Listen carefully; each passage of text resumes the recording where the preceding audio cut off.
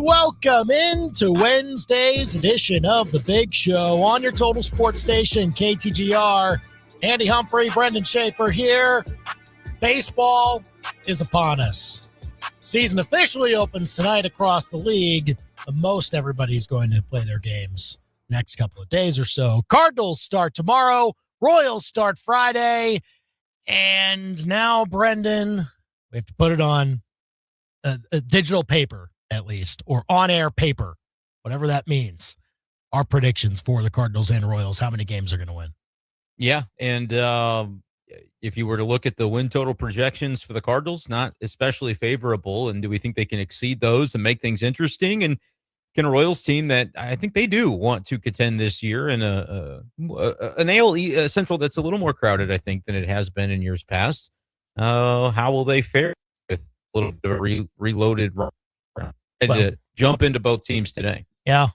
How bold are we going to be with what those teams will be doing this year? Give us your predictions for the Cardinals and Royals, your predictions for the American League and National League playoff teams, and also what happens in the college hoops coaching carousel now that North Carolina is officially open. Hubert Davis out of Chapel Hill. So we'll talk about that and what that could mean for the rest of the country. Call or text us today at 875-KTGR to join us for the baseball talk and the predictions and prognostications. And here we go. Now, the Big Show's Big Deal. Rosters are out and no real surprises. Cardinals did announce that Lars Nootbaar will be on the 60-day IL. That kind of opened up the roster spot for one J.J. Weatherholt to be added to the 40-man, and we'll see J.J. Weatherholt most likely in the starting lineup tomorrow as the Cardinals take on the Tampa Bay Rays. And look, it's about trying to get as much time as possible for these young, exciting players to be out there and see if they can make a name for themselves. What that also does with Nootbaar out, at least the first couple months, is that you're going to see a few different left fielders battle it out for spots too. So once Nootbaar comes back, maybe it makes a harder decision for the Cardinals. Who knows? Now's the chance for one Nathan Church, most likely, to have that spot in left field. We'll see what the Cardinals eventually do with it. That's the Big Show's Big Deal on this 25th day of March 2026. Give us a call or a text here at 875-KTGR. And we talked about some of the roster decisions that really had already been made for the most part and made known essentially for the Cardinals. But the fact that, Nootbaar, they're expecting that he's not going to be back for the next couple months. And so you open up the 40-man spot, and it not only means the roster math, you can allow everybody to get in, but it also opens up what is a very long timeline, almost 1/3 of the season. In fact, a little more than that, for left fielders to battle it out for the Cardinals. Yeah, Lars Nootbaar, when you looked at the actual ailment and the surgical recovery for the Hagelin's deformity, and it wasn't just on one of the heels, it was both. And so I think it always made sense for this to be a longer timeline.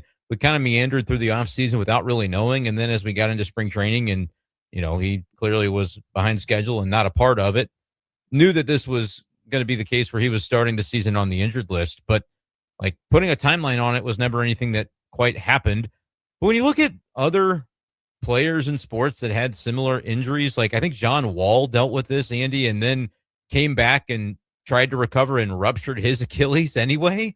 So This was always one of those kind of type of injuries, if you will. And they're hoping that, obviously that Nootbaar is going to be good to go, set to go once he's fully operational and recovered.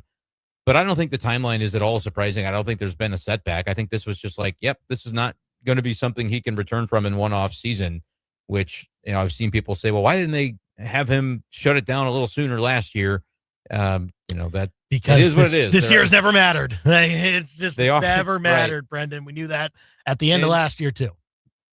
And honestly, if he gets back by June and can showcase for a couple of months, maybe the Cardinals find some trade value in him, and that's the way that this saga ends.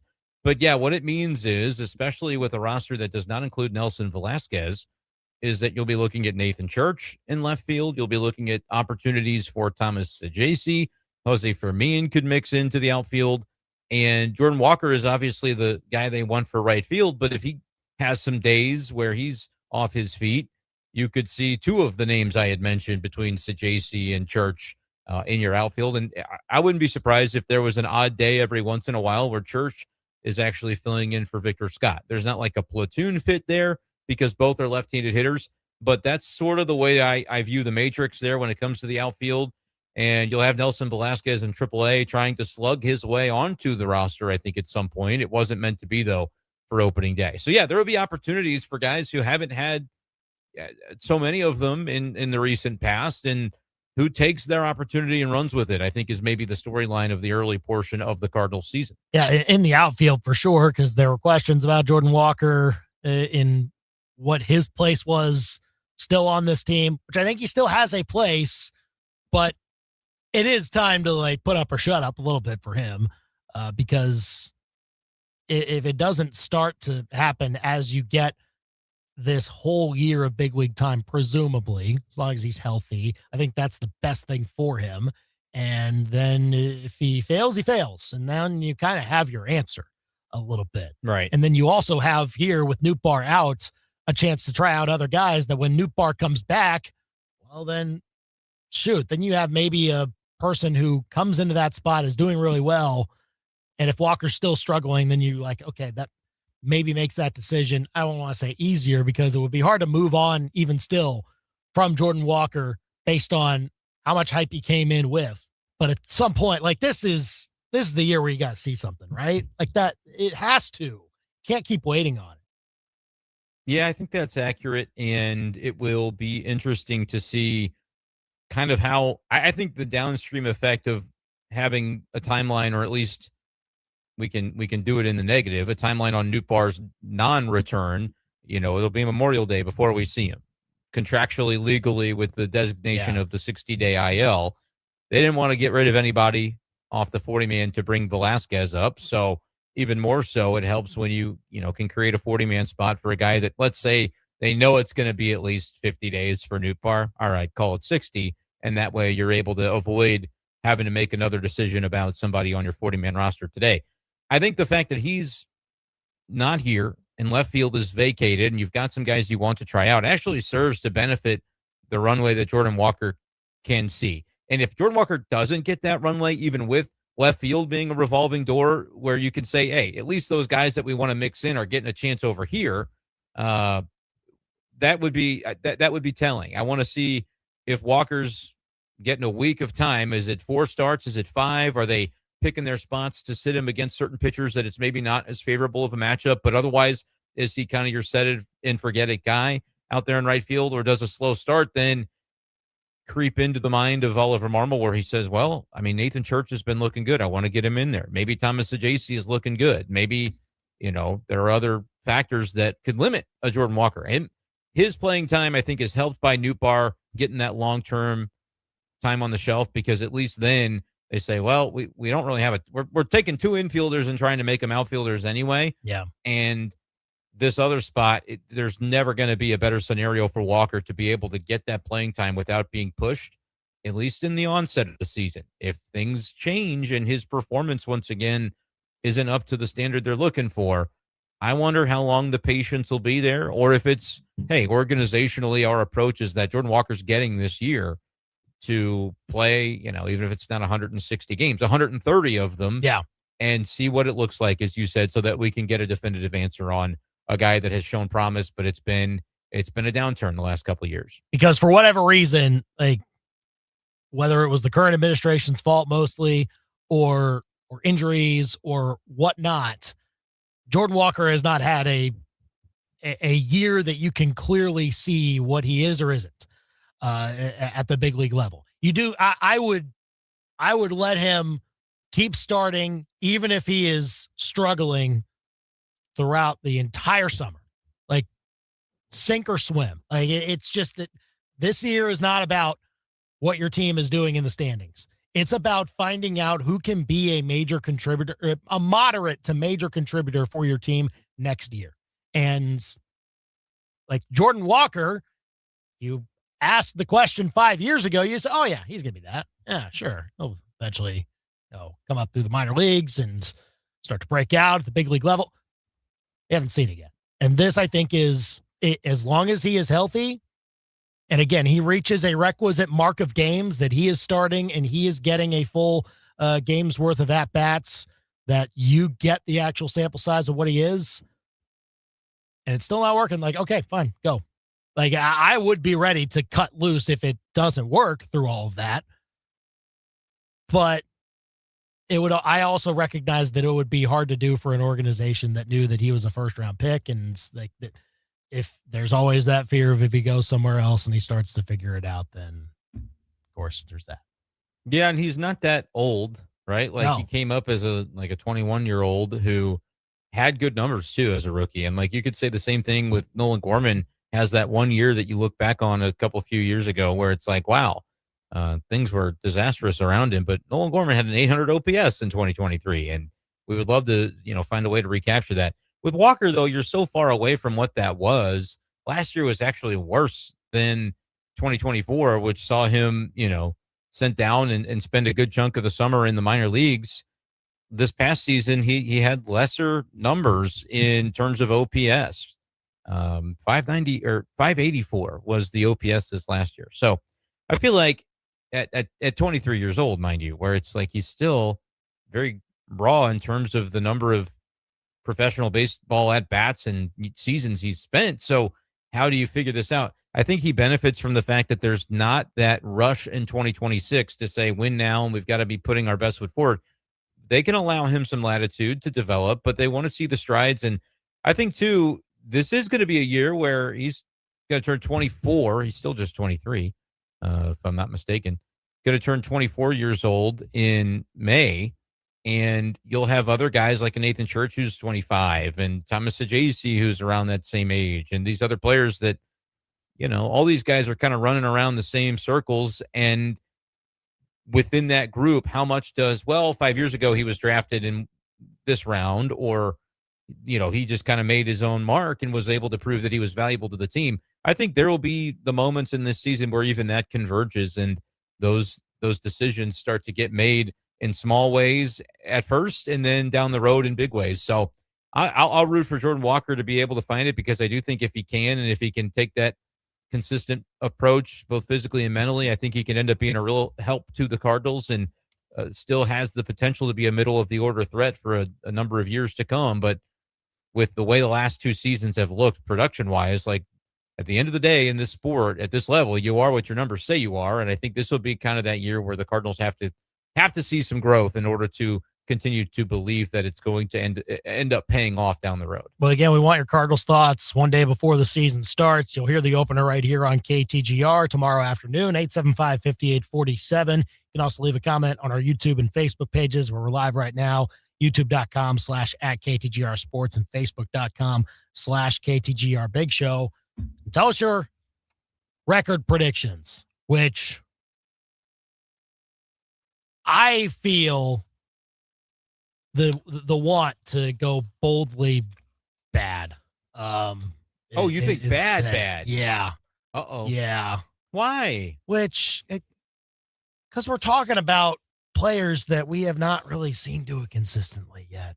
Like, I want to think that JJ Weatherholt's going to burst out and completely take reins of this team as the face going forward. Maybe he challenges Mason Wynn for that. I don't know. I'd love to think that, and I'm excited to see him, and I want him to do well.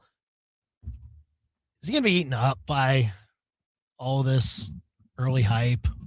Because I know he's been doing well in spring, but like, he's far removed still from the actual games that he was playing in AAA where he was doing so well. Does a change of clearly this is a larger stage and more eyeballs, more spotlight. Does it get to him? I always leave a little bit of margin for error for even the top prospects that organizations will have.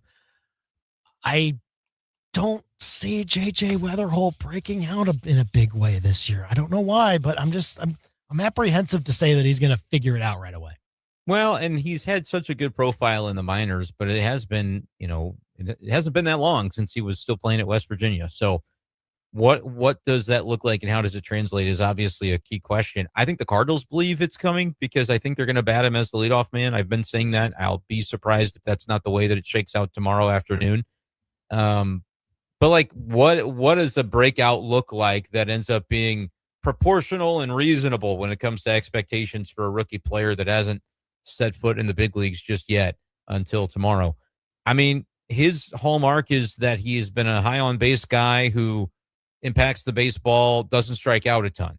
So if, the plate discipline stays, I think that can be a key to him being a little bit different compared to some of the recent past prospects that we've seen make their major league debuts for the Cardinals and maybe have those early struggles or some unevenness in the beginning. I think he'll be a guy that gets on base at a fairly solid clip. I don't think his strikeouts are suddenly going to balloon. I don't think he's going to be a huge power threat necessarily, but if he hits 12 to 15 home runs, 14 to 18 home runs, something like that, and has a good on base percentage that is buoyed by solid bat to ball skills and drawing his walks because plate discipline has been a strength of his, I think that can accelerate the growth curve for somebody that comes from AAA to the big leagues for the first time without, having to see that big drop off. That would be the hope. And that's certainly the Cardinals' hope, is that he's polished enough to be able to immediately be one of their top, 2 or 3 or 4 hitters. And well, I think that if you're talking about season win total prediction, him not being able to do that, obviously that would be a hit, I think, to what the expectations are, which isn't really fair to place on a rookie.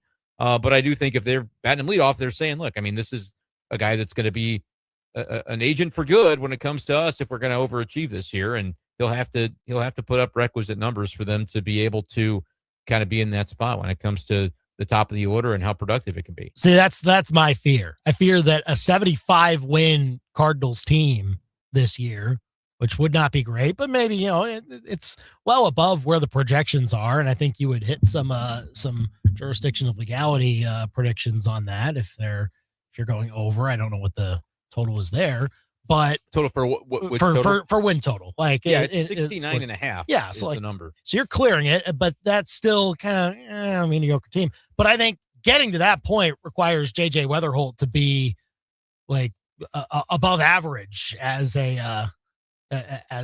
one of the Cardinals, again, as you mentioned, one of the guys you can rely upon to be at the top of that lineup consistently and putting together the numbers that warrant it.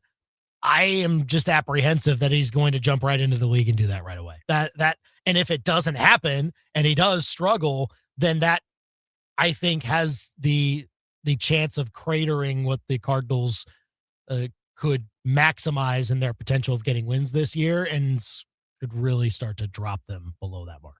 All right. I think he'll be fine. I think, I don't know if he's going to come out with an 800 OPS, but if he's batting 270 to 280, I think that's really a possibility for him. And even if he's more like 260, I think the on base he'll take his walks. I think that's, again, the aspect of his game that you're hoping translates is the plate discipline, because that's going to unlock a lot of other things. So if he's hitting 260 on base, even like a modest 330, which may not be modest for rookies in general, but I think he could do it. Yeah. And then maybe not a ton of power, but if it's a 400 slug, like even if it's a 730 OPS, that's not world beating. I think it would be league average or slightly above. Yeah.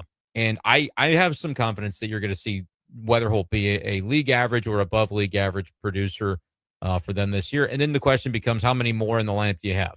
I think when healthy, Herrera will be that, but you have questions about, will he catch? Will that impact his knees? Will that make him miss some time? What are they going to do there? I think Burleson will be that above league average. After that, I don't know that you have too many that you would say, I'm going to guarantee and say bold prediction, you're going to get this guy to be an above average producer. Gorman could do it. Mason Wynn could do it. You're hoping Walker gets back to that point. We've seen it before from him, but I don't know how close he is to that today. Victor Scott, we haven't seen that from at this stage in his career. Would be huge for him if he did it. Pedro Pages probably going to be a little below that. And Nathan Church is someone that we just haven't seen enough to really be able to know. Yeah. But you're certainly hoping turns into that type of player who, like, at his baseline is a good fourth outfielder and can maybe even work his way into people feeling even better about him than that. So there are just so many spots in your lineup where you go, I don't know for sure that this is going to be somebody that is leading the charge. And that can create downside for your team if you don't get enough of those guys to get to that point. It's a lot of what ifs. And in past years, the Cardinals haven't had enough of those what if guys figure it out to the point where, okay, this is a team that maybe has some staying power. I could be totally wrong and think, oh, well, all of a sudden these three guys, the three of them that you mentioned, oh yeah, they're going to figure it out and the bat's going to come, and that will buoy the Cardinal offense to the point where we had not seen it the last few years or so. That's a lot of coin flips to rely upon. And so if you get one or two of them, great. It'll put you in, that range of you clearing 70 wins, if you ask me. I think they get 66. That's my prediction. Dang it. I was going to try to go even. I did a show earlier today and I said 76, which is, again, if you're looking at win totals and things like that, it's like well above. Mm-hmm. Part of me even thinks, though, like, all right, coin flip, the implication is you get half. Every time you flip a coin, you get half. And so if they're doing the things in coaching, if they're doing the things in, Oli Marmol has talked a lot about a style of play that they want to exhibit that I think they can kind of take some ownership of at this point as just the young guns. Nobody believes in us. Like, there's a little bit of that Kirby Smart to it, Andy, when you're actually the team that nobody believes actually, in. Yeah, it's true actually, this time. You can kind of just be like, screw them. We'll show them, I guess. And I think with the offense, again, I'm not running through the individuals. I can't do it this year where I look at all of them and say, yes, Jordan Walker's going to be an above average hitter. I don't know that he is. He's going to get a chance to prove it, but I don't know that it's going to happen. I don't know that I feel great about Ivan Herrera's health holding up if they're going to try to catch him a ton, which I think at the start of the season they're not. It gets thin quickly if you don't have some of those guys that you're counting on. What if Burleson has it down here? Like, I'm not anticipating it, but what if it happened? Well, it's like, shoot, you were counting on him to be your second best hitter. So, yeah, very quickly it could get thin. They're going to have to manufacture runs. They don't have a ton of power, and that's a difficult way to live. But we've seen teams do it. We've seen teams be, get the line moving, keep it moving, get on base, get them on, get them over, get them in types of teams that don't hit a bunch of home runs and they end up doing okay for themselves. I think this Cardinals team almost has to lean into being that and not trying to be anything that they aren't, because it's going to be hard to hit homers in this ballpark. It always has been, especially with a roster that doesn't have them. I don't think they have a 100-homer hitter on the team for the career. Like, they just don't have a lot of homers that have been proven in this league. So I could see maybe being like a slightly below league average offense. The pitching, I do think 1 through 5, you nothing's proven about these guys, but I do think the bottom doesn't drop out, and you've got some dudes that have a little bit of experience behind your top 5.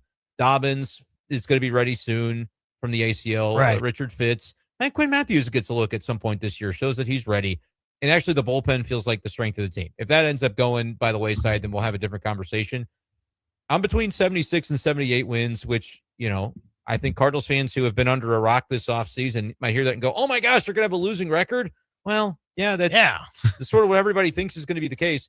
I'll go even more optimistic, and say 78. In just the last couple of hours, I've talked myself from 76 to 78. I think they can put their best foot forward and show that the groundwork is being laid for this thing to get cooking years down the road. Call or text us with your win predictions or your record predictions for the Cardinals. We'll have them for the Royals a little bit later too. 573-875-KTGR. Yeah, and I'm excited about some bit. Like, I think I'm excited to see how Michael McGreevy is able to do essentially what Matthew Liberatore did last year. First year, you've got a rotation spot, buddy. Just work with it. See how you can go through it. The upside of Dustin May is very intriguing. And we'll see how that works out, whether it means something for the trade deadline or maybe down the line. We'll see. But I am struggling to see how this team is going to score runs. So that's my biggest reservation right now. I put it kindly to say below league average because, like, again, the way it works really beautifully is 1 through 9 is like Milwaukee Brewersing their way to a 10, like a 98 to a 105 OPS plus, all 9 of them. And it's like, wow, everybody's, the guys that were below that came up and the guys that were above it stayed there. And here we go. We keep the line moving. Coin flip. You said it. I don't think every single one of I could list Scott, Gorman, Walker, Nathan Church, Pajes, Wynn. That's 6 guys where I'm going, they were either below league average last year, which is 100 on OPS plus, or I guess all of those guys were below 100 last year. Yeah, even Mason Wynn was. Yeah. So it's like, to say they'll be the same would mean you've got 6 out of 9 that would be below league average offensively if they just do what they did last year individually. You've got Herrera and Burleson that were above, and I think still will be. And I'm going to say Weatherholt will be above. But that's 33% of a lineup, right? So you could see very quickly how if you don't get some moderate improvements for a lineup that was kind of underwhelming last year, it'll be that way again. But how much can just belief in a team mentality and a philosophy carry a younger group of players where it's like there's no Arenado taking your playing time. There's no Wilson Contreras, who was a good hitter last year. You lost him, but those guys aren't there to block the younger players that think that they're the next to make it happen. And so now they're going to get a chance to do that. We'll see. What are your predictions on the record for the Cardinals this year? 573-875-KTGR. We'll predict the playoff teams as well for the NL and AL. Royals talk as well coming up here on The Big Show. Follow The Big Show on Facebook, X, Instagram, and YouTube. And keep it here on your total sports station, KTGR. Hi, everyone. Andy Humphrey here for Advanced Tree Solutions. Now is the time, the springtime, to think about tree pruning, to think about the structural strength of your trees. This is the time to think about it, because once the summer rolls along and you try to do that work, it can be damaging to the trees. So now, if you get tree pruning done, they can grow back stronger as the months roll along. And there is one place and one guy that I trust with all of my tree needs, and that's Eric and his team over at Advanced Tree Solutions. They serve Columbia, Jefferson City, and Fulton. If you call him up, he'll be there on time. He'll take care of your trees. He'll assess what needs to be done, give you a fair and honest price, and the work is going to be top-notch. It'll take care of all of your worries about how your trees are doing. Let Eric and his team care for your trees at Advanced Tree Solutions. Go and check out their full range of services, advancedtreesolutionsllc.com. Definitely during this time of year, make sure to get tree pruning done before the summertime. Go to advancedtreesolutionsllc.com.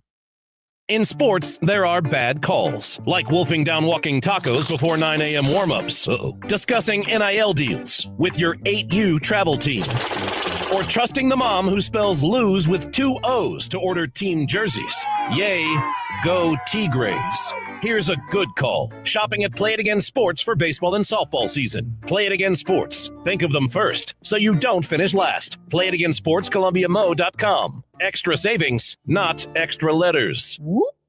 Lose weight or stop smoking with hypnosis. Only $59.99 guaranteed or your money back. Stop smoking without cravings, irritability, weight gain, or your money back. That's right. Don't just cut down, but stop smoking once and for all. Also, lose all the weight and let Mark Patrick Hypnosis destroy unwanted cravings. Hypnosis Thursday, April 23rd, Capitol Plaza Hotel and Convention Center in Jefferson City. Weight loss hypnosis, 5:30 p.m. Stop smoking hypnosis, 8 p.m. Or Saturday, April 25th at the Courtyard by Marriott in Columbia. Weight loss hypnosis, 11 a.m. Stop smoking hypnosis, 2 p.m. Sign up at markpatrickseminars.com. Lee's Tire Company has been around longer than the internet, longer than the Happy Meal, and since before Star Wars hit the big screen. For 55 years, they've been family-owned right here in our community, fixing flats, solving problems, and doing honest work to get you back on the road. So while you might not be able to pick your family, you can pick your tire place. And once you pick Lee's Tire Company, you'll join their family forever. Lee's Tire Company is round for you. Ooh, see Lee's. From elegant weddings to corporate lunches with flavor and flair, Courtyard by Marriott Columbia brings the party and the pros. It's the home of Main Event Catering. And with every event, you'll get an award-winning chef, full banquet staff, and drop-and-go options for any size crowd. And the event center holds up to 300 guests with 8 flexible rooms. If you need help, there's a Marriott certified wedding coordinator on staff too.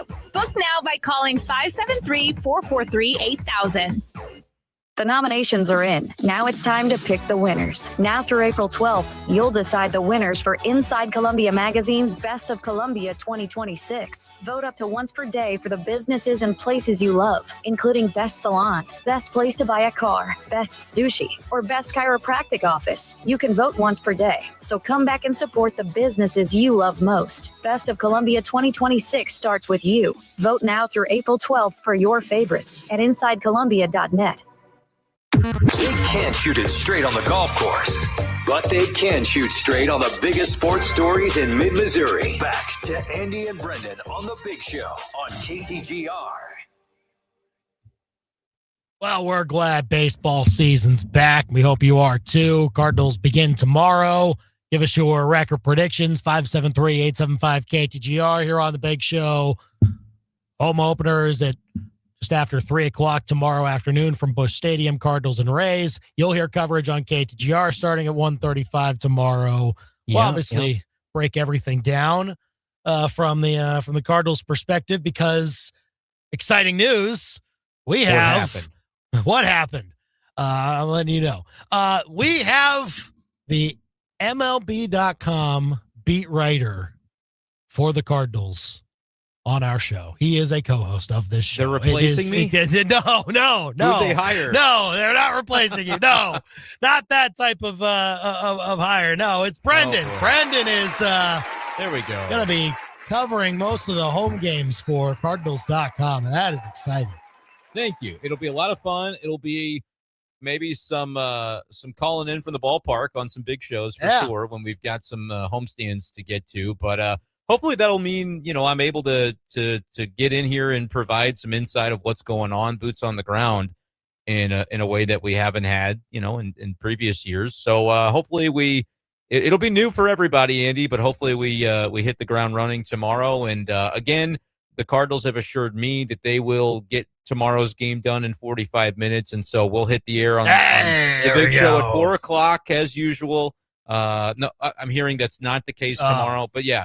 It'll be a lot of fun. Change it to 2-second pitch clocks. That's it. That's all you need. That's all the time you need. Come on. It would be, and no in between, no commercial breaks. You just got to get right out there and no warm up. Let's go Savannah Bananas style on this thing, man. I suggested it and they turned that down. Instead, we'll have Cardinal baseball coverage obviously tomorrow, and more of that to come from me all summer long as we keep trucking with the big show. But no, I'll still be here. So yes, making that clear. He will. Yeah. In case you were celebrating early that I was finally going to be replaced. No. I not in totality. So those people are disappointed, but everyone else fired up. Everyone else is excited. We're ready. Good. We're ready for it. 875-KTGR if you want to call or text us. So that's why we're definitely looking forward to baseball season as it starts tomorrow for the Cardinals. It starts for the Royals on Friday. We'll get some Royals predictions coming up next hour. Well, let's get some NL playoff predictions in too, for who's going to be making it from each of the three divisions in the National League playoffs. Obviously, neither of us think the Cardinals will make it. Whoa! No, I have them as a 78 team wild card. That gets in as a wild card. Well, it's a weak year. The Dodgers are going to win 151, and that's going to be it's what allows everything else from everybody else. Some of those other teams are going to struggle. Yeah, the Cardinals actually, if you look on the different sports books, of course, you can bet on anything. The Cardinals are fifth from the bottom, or I guess fifth from the top. If you're looking at the odds to have the fewest regular season wins in all of baseball. But I think the Rockies will spare them from that. The Rockies are the odds-on favorite to be the worst team in baseball. But yeah, I mean, it's National League. You've got, and I consult these odds because I'm thinking, all right, what are the people who are putting their money on it expecting? The Dodgers, Andy, would you be able to guess their odds to win the West? Which, by the way, they didn't just do last to win year. the West. No, they did. Yeah. Barely though. Only by like 3 games or so. They didn't get the bye. They had they had to play the wild card 2 series. out of 3, so they weren't one of the top 2 division winners. Yeah, but it was kind of sweating it out towards the end. Padres made it close. I am gonna guess that it is. Well, I would say at least a smaller than, and by smaller I mean more likely smaller than minus 500. It's minus 650. That was a good guess. Yeah. So yeah, they're heavily favored. The Padres are second at plus 900. I'm going to have the Dodgers winning the division, I think is going to be the prediction. Yeah. Like, I think the Giants, I mean, they're going to be interesting to follow with Vitello this year as their manager, obviously former Mizzou, but former Tennessee manager, coach most recently. They're third in the odds. The Padres, they've always got a lot of talent. We'll see. But I think the Dodgers are that's going to be my NL West prediction. I don't know how bold that is, but I'd be surprised by any other outcome. You could try saying do they return to the top of the the main standings? Best team in baseball, best team in the league. Yeah. Which again, they did not last year, but it didn't mean that they wouldn't go on to win the World Series. Kind of a flip of what they usually do. I think they'll win the division by 8 games. Giants will be second in that division, and I think get a playoff spot. And is that the only other one? Yes. Giants pitching. You've got Logan Webb. I'm trying to think of who some of their other locked-in starting pitchers are, because that's always what I look to if a team's going to make a jump. They were 81 and 81 last year, kind of in the middle. Logan Webb, Robbie Ray, Carson Wisenhunt, currently in the minors, Landon Roop, Adrian Hauser, Tyler Malley. I just don't know if they quite have the rotation to be making that jump from 81 to upper 80s in wins. I think I would lean. I might even say Diamondbacks above the Giants, but I don't think the Giants are going to be terrible. But I think I'll go Padres probably second place, and I got to dig through a little bit to see if I'm really buying into which of the playoff teams you're going to see from this division. I like the D-backs pitching. They brought Gallen back. I think Brandon Pfaadt's a decent pitcher. Corbin Burns should return mid-season. Eduardo Rodriguez, Ryan Nelson. Padres are going to be probably a playoff team for me. Diamondbacks are on the cut line. I got to look through these other divisions as we go because it's 3 wild cards. So yeah, it's hard to see more than one there because I actually think the other 2 divisions have a good shot of. I think it's 2 per division this year. In fact, in the National League. What do you like in the East? Mets are the favorite, barely over the Phillies, and the Braves aren't far behind. Yeah. Pretty good gap for the Marlins and Nationals, though. And if Atlanta figures it out injury-wise, if they're able to stay healthy, they can probably do that. Yeah, that's the problem. Just keeps not happening. Yeah. Spencer Strider to begin the season on the injured list. Already. Schwellenbach is out.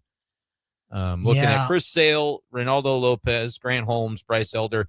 Didier Fuentes, I think, is going to start with them. And so that'll be their 20, 21-year-old prospect. Actually, he's just 20 still. He'll be interesting. Jose Suarez is listed in that mix as well with Bryce Elder. They've got Waldrop, Schwellenbach, Strider, and Joey Wentz all on the injured list, with half of those being 60-day guys already. I'm going to lean kind of a similar direction, though, because I like what the Giants do offensively, and I also love it from the Phillies side. So I think that will kind of carry them. I'll say they win the division, and Mets are second. They'll be fine, too. Braves will just miss it. Yeah, it just feels like you're starting out from a place of, again, with the Braves in the injuries. So I'm going to say right now the Braves are kind of my team that I'll have to put on the cut line a little bit. Phillies, man, the Mets have the potential to be the team that if they put it all together, win 100 games and upend the Dodgers. It's going to be the Dodgers, but if it's not, maybe it's the Mets. But I also think they'll just probably end up right in that 90 range and maybe just miss on the division. I'll go Phillies to win the division, Mets to be a surefire wild card, probably the top wild card in the NL. Okay. I think in the Central, if the Cubs didn't win the division, I think something went terribly wrong. But the Brewers are always there, and they were the number 1 seed last year, 97 wins. And for that, I predict them as a playoff team when projections and certainly the Dakota puts them at 500. I think they will finish above 500 and still find their way to a playoff spot. But I just think this current construction has to win a division, right? If not now, win, right? Yeah, exactly. So the pitching, I like the Edward Cabrera addition. Imanaga, I think, is solid. Tyone's been good. Matthew Boyd's been very reliable. So, like, they really go 1 through 4, and then you get some of the younger guys like Cade Horton that they're excited about.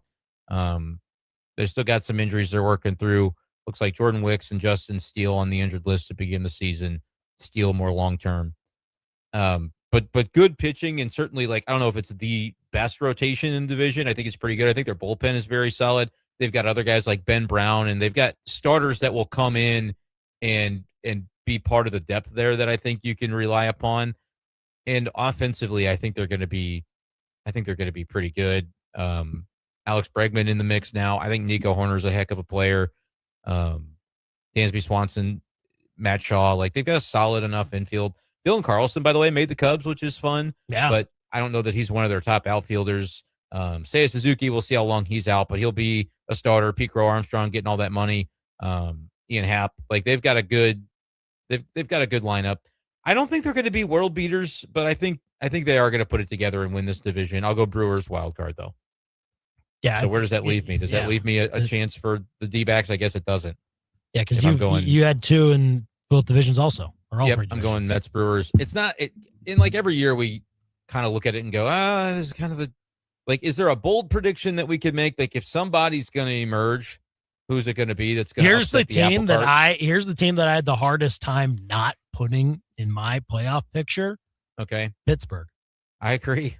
Like, if someone's going to upset the apple cart, it could be them. The thing that made me pause at it was, like, look, if they are to, in fact, break out, it would probably mean Connor Griffin is that dude. And just blisters right out of the gate in his first MLB season. But I think even if he does that, I don't know if it's enough to completely buoy a team. I think back to the Reds a couple years ago when Ellie De La Cruz did something similar. And it's like, this guy is the next best thing.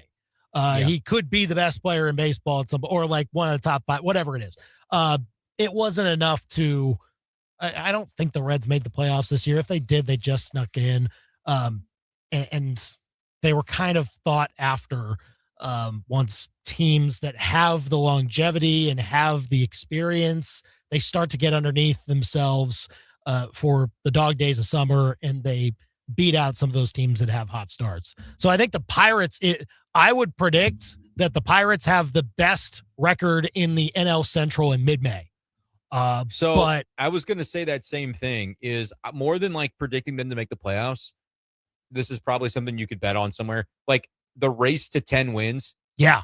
If the Pirates are the first team to 10 wins in MLB because, Skeens pitches as many times as he can in April and they win all his starts and they come up with another couple of reliable starters that they give an opportunity to, they got Marcelo Ozuna now. Like, I don't think it would shock me if they race out and are an early season storyline. I was going to make that same comment.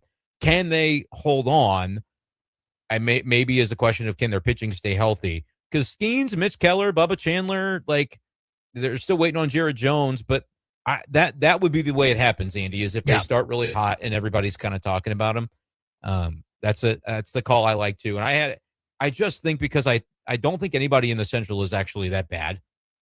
The Cardinals may be last place by default, but I think the Reds are solid. I think the Brewers obviously have a really good program that they always are doing well. And the Cubs, we talked about really liking their roster and their situation. So, like, that's where it's a little bit tricky for me with the Pirates, because I think you have the best 5th place team in the NL comes from the Central. Whoever finishes last has more wins than the last place team in the East and the last place team in the West, in my opinion. Okay. It may well be the Cardinals. Yeah. But I don't think there's a truly dreadful team in this division, which makes it tough to pile up a lot of wins when you still, even in a balanced schedule universe, play those guys 12, 13 times. NL champion. Who you got? The Cubs. Going to the World Series, huh? Yeah. I am just going to say the Dodgers, and if it's anybody else, be excited about seeing something different. Yeah. Because they're the Dodgers. It's hard to. Hope so. I'm not going to get clever or creative with that one. I think that's just the most likely outcome. Yeah. So give us your NL predictions. 573-875-KTGR here on the Big Show as we talk some baseball before the start of the season. Officially tonight, and then most of the teams getting underway tomorrow. In the meantime, under the bus, I have no idea how this happens to probably the best soccer player there is right now. But the training staff made a big whiff. Oh, this is a big whiff. After his recent injury. That's next. Now, your local Sports Center update on your total sports station, KTGR. Good afternoon. I'm Andy Humphrey. This Sports Center update is with Lee's Tire Company. If it's round and rubber, Lee's sells it. Go to leestirecompany.com. Mizzou baseball, fresh off a bragging rights win last night at Carshield Field in the St. Louis area, defeating Illinois 5-1 yesterday. They are back in action in the St. Louis area tonight, taking on Lindenwood on the road. Tigers looking for their 18th victory on the season. You can hear coverage starting at 5:45 on the KTGR app. First pitch is set for 6 o'clock. Sierra Harrison threw a no-hitter for Mizzou softball yesterday as the Tigers defeated SIU Edwardsville on the road 8-0 in 5 innings. Harrison with just 2 walks allowed and 6 strikeouts. Mizzou softball 16-18. Their next action is in conference play on the road at the Auburn Tigers starting on Friday night. Mizzou Gymnastics had 10 all-SEC selections on their roster. That is the most in the SEC this year. It also included Hannah Horton, who is named the SEC Specialist of the Year. That is the 3rd consecutive year that a Mizzou gymnast has won that award. Mizzou Gymnastics, the number 8 overall seed in the NCAA championships. They begin next Friday. Here's your ABC 17 Storm Track forecast. Clear tonight with a low of 65 degrees. Tomorrow, partly cloudy with a high of 92. Midway Electric presents the High School Sports Power Player of the Week. This week features Battle junior high jumper Xavier Wandry. In his first meet of the season, Xavier broke his own school record by clearing a height of 2.05 meters. His jump is the highest mark in the state of Missouri and 25th highest in the country among high school high jumpers. That's the Power Player of the Week with Midway Electric, powered by people with pride. MidwayElectricInc.com.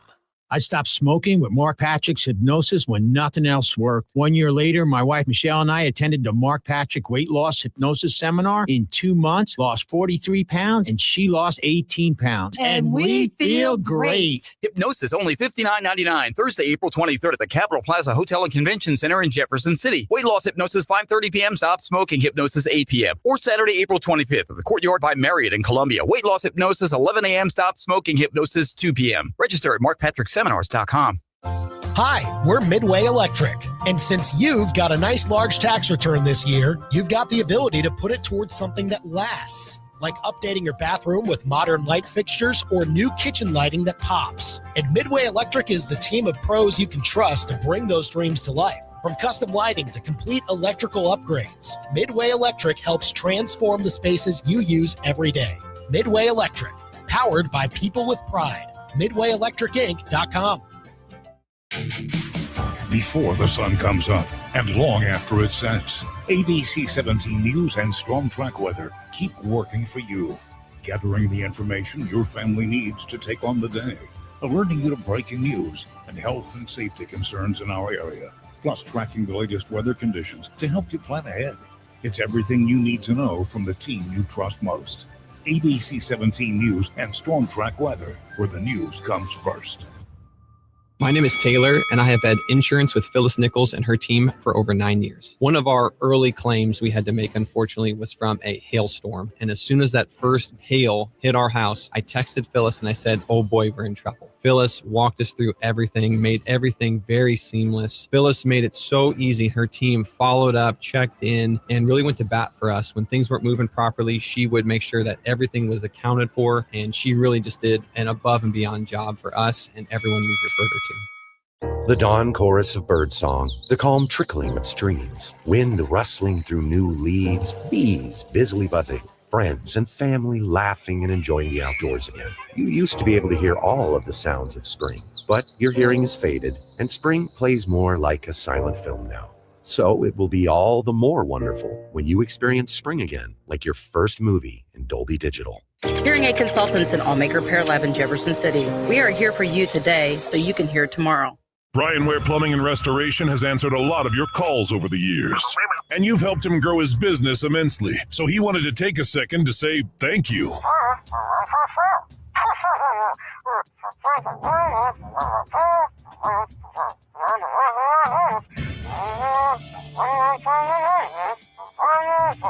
Oof, that was pretty emotional. We couldn't have said it better ourselves. So keep calling Brian to unplug your plumbing problems. BrianWarePlumbing.com. What happens when a chef, 2 pharmacists, and a financial analyst walk into a bar? They buy it. And then they tell people from all walks of life to come enjoy it with them. Big flavors, bigger burgers, local brews, handcrafted drinks, and a game of pool or two. See, billiards was built by people like you. A teacher, a receptionist, and a cashier walk into billiards. What happens next is up to you. Look on down for burgers and beer. Billiards on Broadway. Call your shot at billiardsonbroadway.com. Tired of calling Andy and Brendan? So are their wives. Then shoot them a text right now. 573-875-KTGR and become part of the Big Show.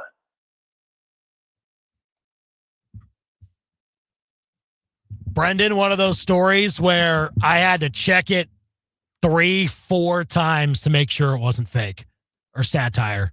This is a bad one. This is unreal. Kylian Mbappe, Real Madrid, maybe the best soccer player walking today. Is he still walking? Well, though? I think he is. I think it's getting better, but he injured his knee, I think, back in early December. And they took a look at it, did an MRI or X-ray or whatever it was. But they scanned the wrong knee. The training staff for Real Madrid, I think they scanned his left knee instead of the right knee, which was the one that he hurt.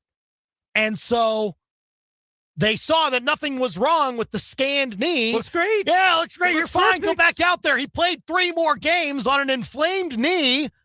And then when he finally got a second opinion, I believe in Paris somewhere, they say, oh, yeah, you've got a partially, torn tendon that you gotta make sure you're off of for a little bit. And so he had to rehab that. He's been coming off the bench recently. I think he's still it's not a long-term thing, I don't think, luckily for him.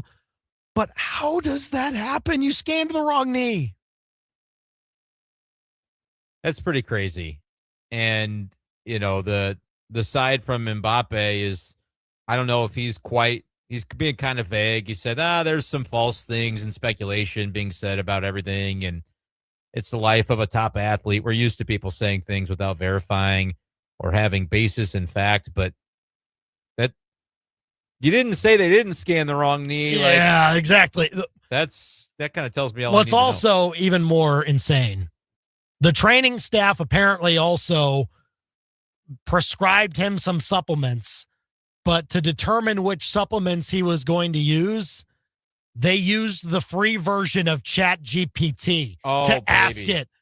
And then that is how they decided upon what he should be taking. I like how you said it's the free version. Yeah, they didn't even bother to pay. Yeah, first, what's crazier, the fact that they're using AI to make important medical decisions for their most important player, or the fact that probably one of the more valuable franchises in all of sports, their staff is saying, you know what, we need to cut costs a little bit. Let's only use the free version of ChatGPT. Now, we can't spare the $20 a month or whatever it is to get the real stuff. And let's probably have a better action plan than relying on ChatGPT. Would be my wish. I don't know how realistic that is in our 2026 that we're meandering through here, but come on, what are we doing? I don't know, man. At that level of athletics. I just something was up with that. And again, luckily, Kylian Mbappe should be okay, and he's still playing with his team, just not in the full capacity, and should be okay for the World Cup this summer. Imagine if he had torn it worse and that created that issue. Absolutely. Brutal.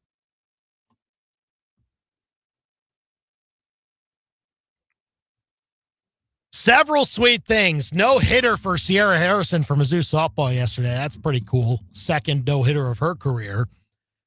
SEC Specialist of the Year, that award just lives at the University of Missouri. Another one. Here we go. Third in a row. This time it's Hannah Horton for her performance on vault. It's been awesome this year. Now, is this of the week?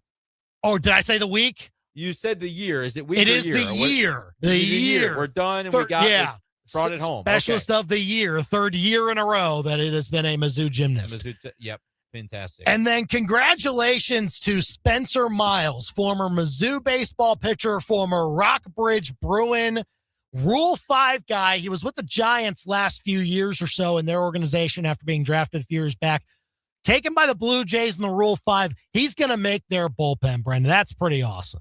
Yeah, really cool seeing a local guy have that kind of success. And it's that time of year where for the first time somebody and several somebodies across MLB are going to be getting those first glimpses of the show. And that's always cool, man. Always cool to see this time of year. Yeah, so congrats to Spencer Miles and Hannah Horton and Sierra Harrison. Lots of sweet to be talking about on this Wednesday right before the Cardinals get started.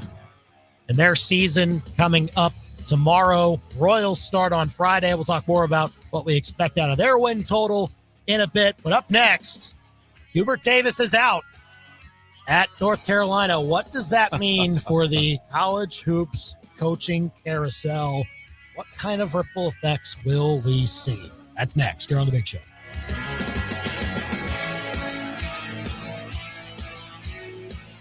Lose weight or stop smoking with hypnosis guaranteed or your money back, only $59.99. Hypnosis designed to destroy unwanted cravings, late day eating binges, boredom eating, stress eating. Also stop smoking with hypnosis. No matter how many times you tried to quit, this hypnosis is designed to destroy your desire to smoke without cravings, irritability, weight gain, or your money back. Hypnosis Thursday, April 23rd, Capital Plaza Hotel and Convention Center in Jefferson City. Weight loss hypnosis 5:30 p.m. Stop smoking hypnosis 8 p.m. or Saturday, April 25th at the Courtyard by Marriott in Columbia. Weight loss hypnosis 11 a.m. Stop smoking hypnosis 2 p.m. Register at markpatrickseminars.com.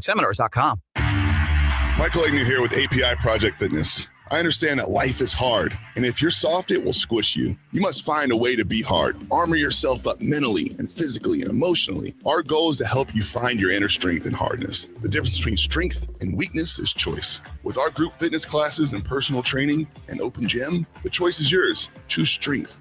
Find us at apiprojectfitness.com or call us at 573-268-6944 to make an appointment. Just like you, 1851 Underground Tap and Grill is excited about watching Mizzou hoop it up in March this year. So put on your black and gold, grab your brackets, and meet your friends at 1851 Underground. With daily drink specials and half-off select appetizers for happy hour, it's a perfect place to take in the tournament. They've also got great Saturday specials on Bloody Marys and mimosas. It's no secret, but it is underground.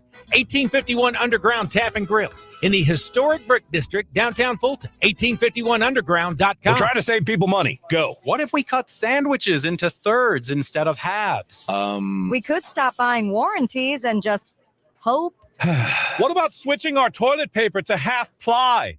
It doesn't take a terrible think tank to save money. Just shop at Family Pawn. They've got jewelry, electronics, tools, and gifts for way less. No sacrifices, no half-ply TP. Ugh. Not your traditional pawn shop.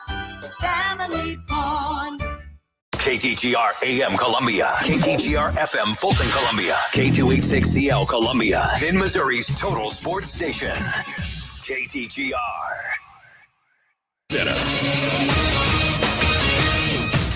I'm Christine Lisi. The NBA's Board of Governors approved a vote for the league to explore bids and applicants for expansion teams exclusively in Las Vegas and Seattle. A bidding process expected to generate in the $7 to $10 billion range for each team. When they're added, the league would expand to 32 teams.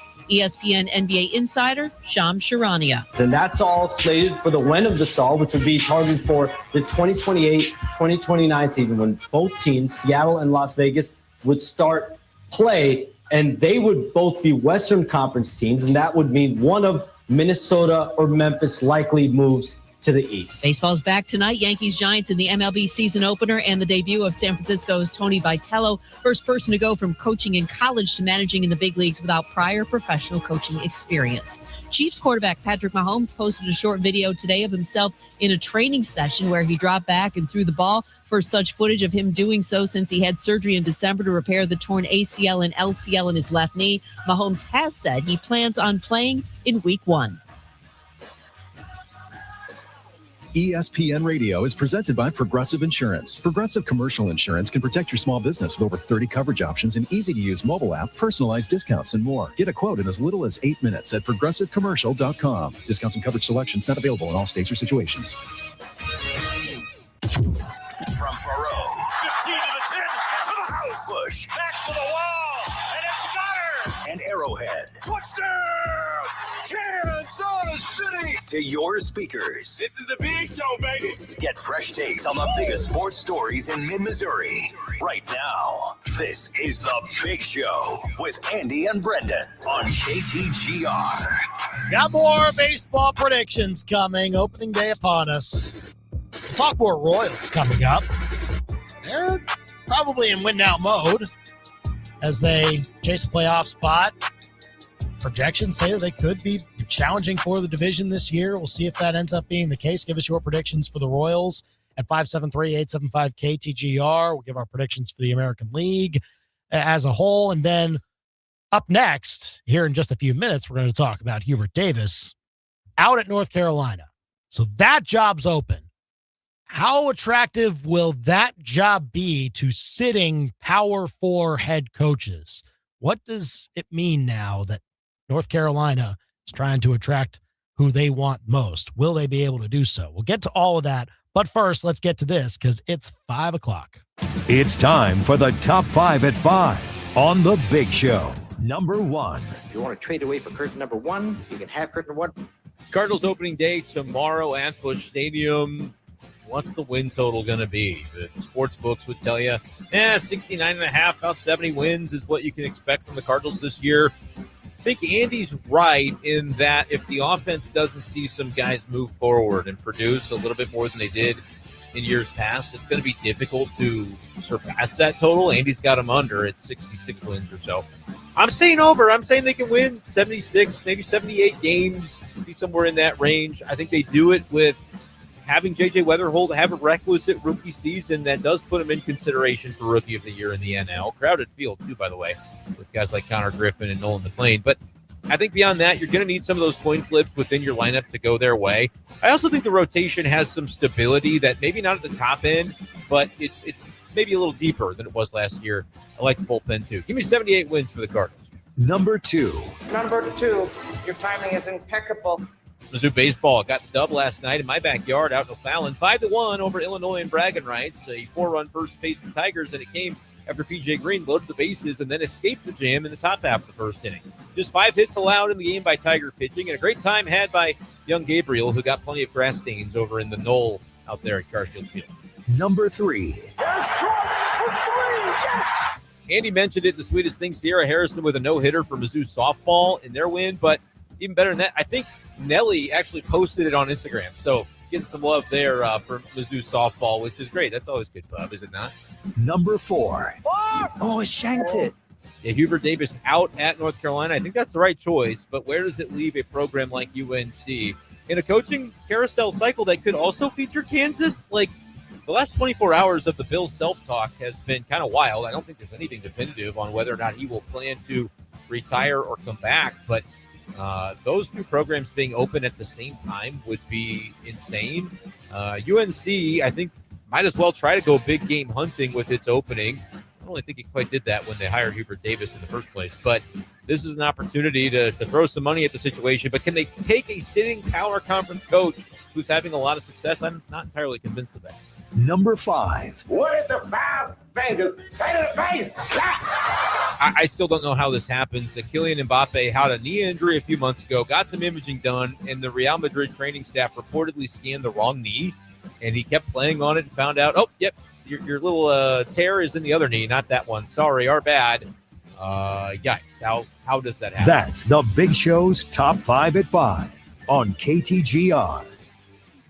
Call or text us at 875-KTGR. And to that player, too. Like, I could see that happening. That player in that organization. Like, how does that whiff happen? And I don't know if those people still have jobs, but like they probably shouldn't after I also this. wonder, like, if you're Kylian Mbappe, do you know they're doing it on the wrong knee? Like, Is there a way to know that? I don't know that I've ever had an MRI or an imaging that's just done on like the one. So I haven't either, but if it's MRI, you're in the machine, right? So yeah, I feel like you're just you don't really know, and it's kind of a tight space. You can't really like look down. You got to hold still and all that. From what I hear, I haven't had one. But I just watch a lot of Grey's Anatomy, okay? So I know exactly. I know how these things go. Yeah. I'm an expert. But I don't blame Mbappe for this really. Because because you knew which knee hurt. That's not the problem. And the problem is they're showing you the scan and it's like, okay, everything looks good. Do you think you have to ask? You did it on the right knee. Right. Yeah? You assume that they know which knee is hurt. And apparently they didn't. That's just wild, man. At that level too, from a player that I mean, again, I'm not a big footy knower, but I know he's one of the best as it gets. Yeah. In soccer. And has been a hero for both his club team and his country. And in a World Cup year, like, golly, I'm so glad that in the 3 games that he played on it, not knowing that the knee that he had not had scanned was still not diagnosed, that it didn't get a whole lot worse. So that is fortunate because again, like if they said this happened to like Lionel Messi, we would be like, oh, even non-soccer fans would know, like, holy smokes. But Mbappe is that in his prime, that level of a player. And so I don't know how that happens. I never will know how that happens, but it feels like kind of we're in a world where it did, apparently. Yeah. Well, Chat GPT strikes again. Hey, come on. That blows my mind too. And again, the free version, not the they didn't even pay for it. They didn't pay for it. We need a quick free advice tool. Like, can I get a free trial at least? Something. Come on. Chat GPT shot back. Scan the right knee. They unfortunately did not operate the MRI. If it did, they probably would have gotten the right knee if Chat GPT were on the case for that. Unfortunately. 875 KTGR. Give us a call or a text.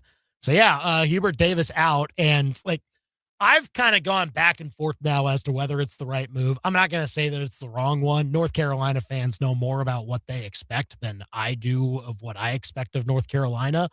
I do know that if Hubert Davis has the success that he did at North Carolina, had those records, those NCAA tournament runs at a different school, he's not fired today.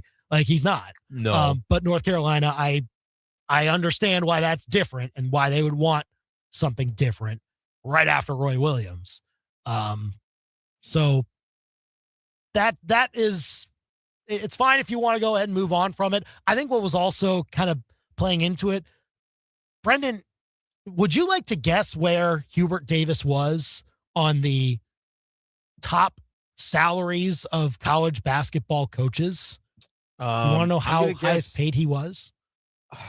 I don't know the answer. You're asking me for a reason, so it's either really low or really high. My guess is going to be that it wasn't particularly high. You'd be right. Okay. Because look, I think when you move on from like a Roy Williams, who you are paying very heavily, a lot of times the next guy is like, well, we at least save some money. But some programs don't do it that way. Some programs would say we don't want to miss a step, right? We don't want to have a drop off. But I think they hired. What was the situation with Davis? Was he interim, or how did they? He was an assistant for like 9 seasons, and then once Roy retired, they give it to him, and he's right into it.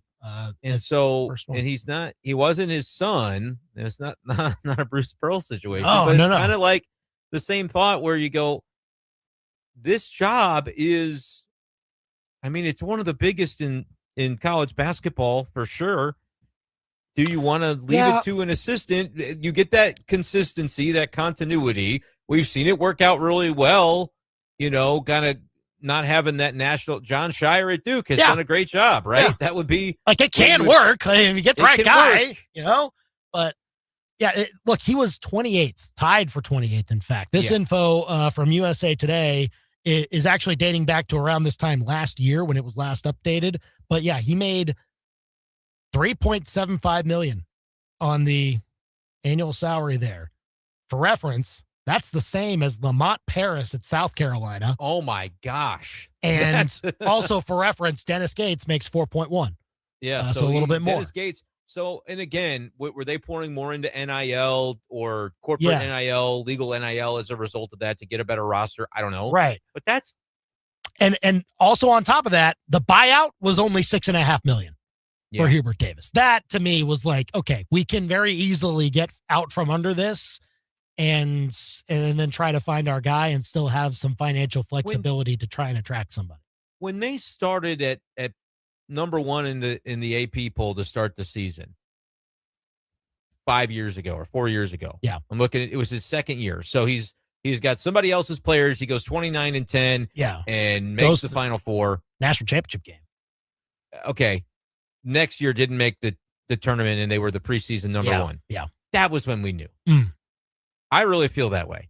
Huh. Like at that point, it just doesn't seem like we're gonna have a long-term success situation here.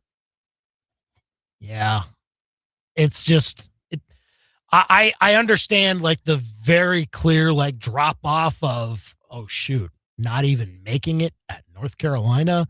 Like, you were supposed to be number one in the country, like right? Yeah. That year. Yeah. And then from there they've been good flat. because you can't fail at North Carolina. Like you can't be terrible. You're going to win 20 games. Yeah. But I mean, I just think it was stagnating, and that was a heck of a way to spend 5 years when you look at his best successful season was with somebody else's players, essentially.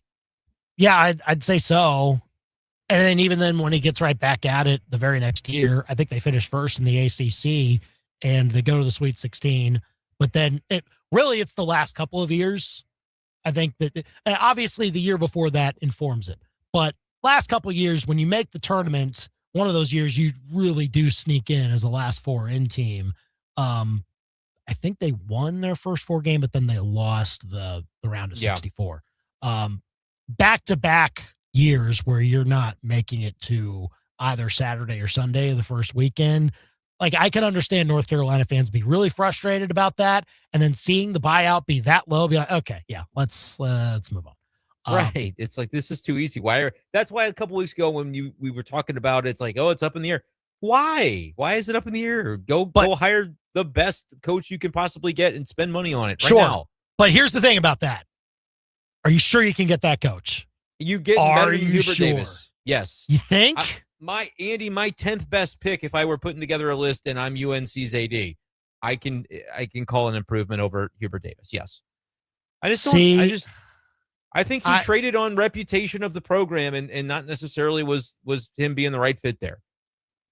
I can understand not right fit. I can understand that part. You can't stink there. Like, it's just not going to happen. Sure. No, is Duke ever going to go 17 and 18 and miss the tournament? Like, it's not going to happen. North Carolina, it's the same thing. You're never going to truly fail. And so you have to be measured by the tournament success. If you don't have it for, a couple of years and you are positioned to do so, what are we doing here? That's what you got to ask yourself. No, I understand that part of it. I'm not questioning why North Carolina would want to move on. I'm just saying that now that you are you going to get the cream of the crop?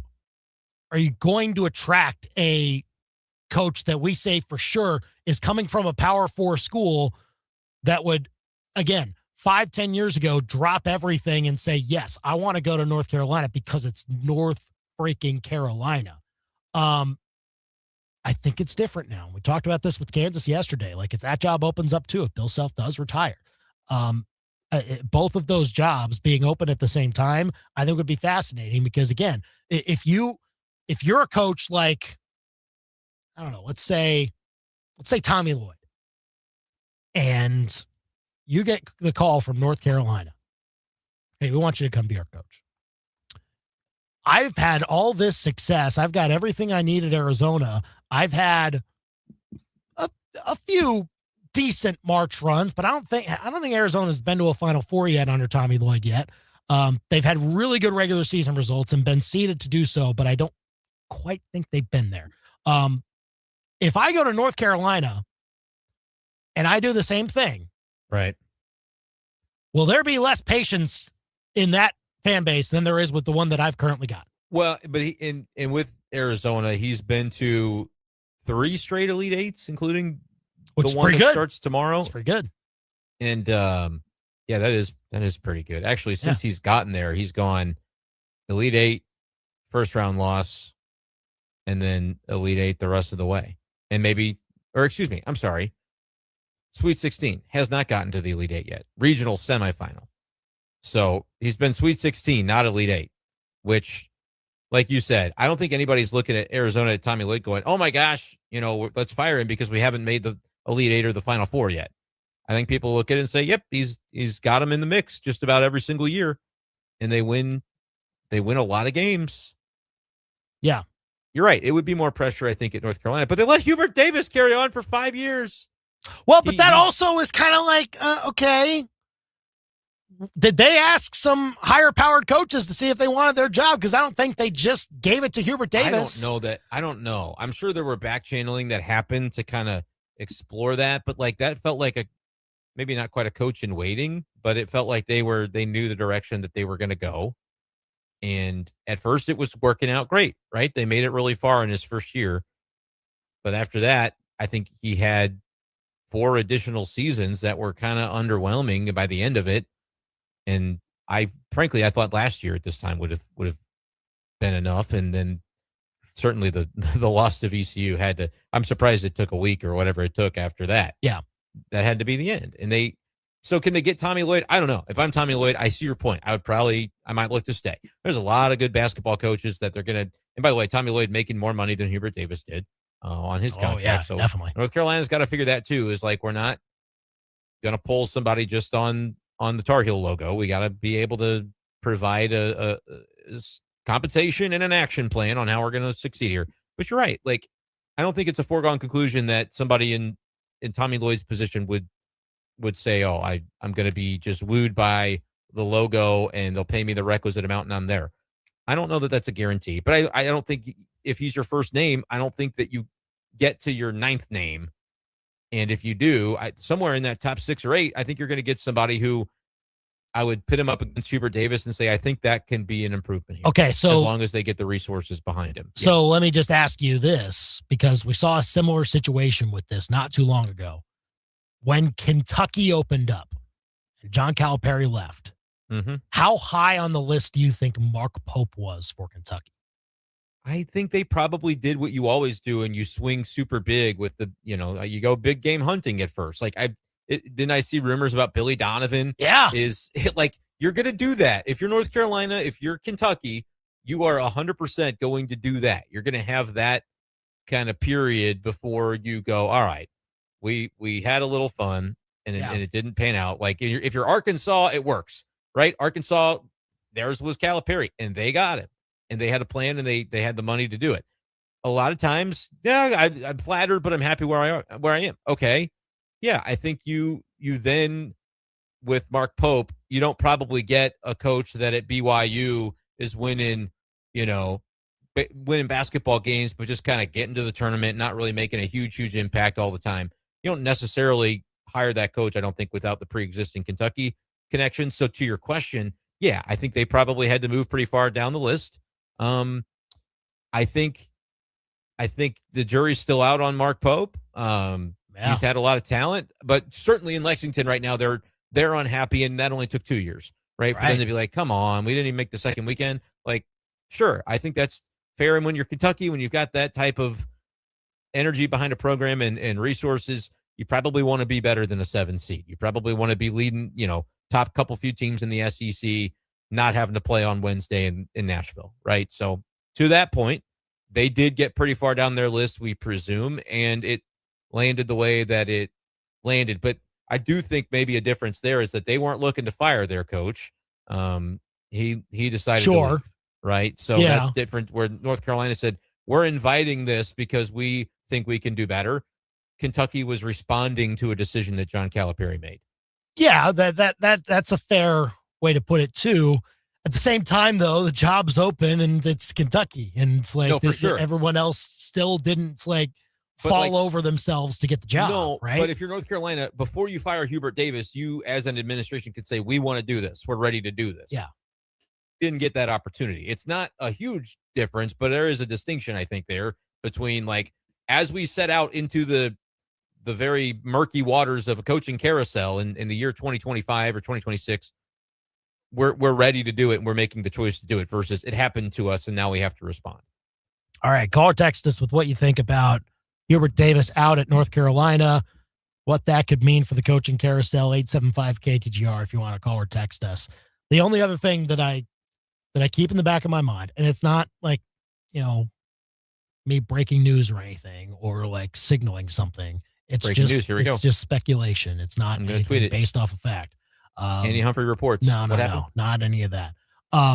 Like let's say that North Carolina is open. Let's say Bill Self does retire too, and Kansas is also open.